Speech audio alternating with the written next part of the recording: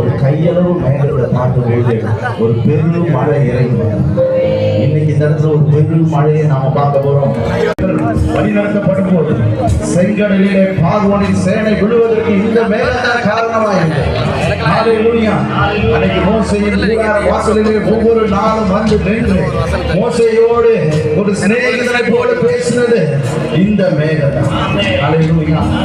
உங்களுடைய வாழ்க்கையின் பயணத்தில், என்னுடைய வாழ்க்கையின் பயணத்தில் இந்த மேகம் தான் நமக்கு முன்பாக சென்று கொண்டிருக்கிறது. பகலிலே மேக சம்பத்தி, இரவிலே அக்கினி சம்பத்தியை நீங்கள் காண்பீர்கள்.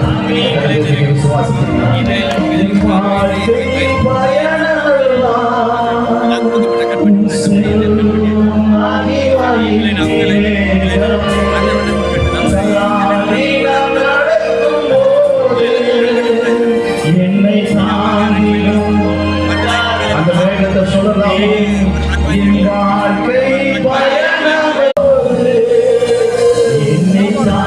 திருப்பி ஒரு சொல்லலாம்.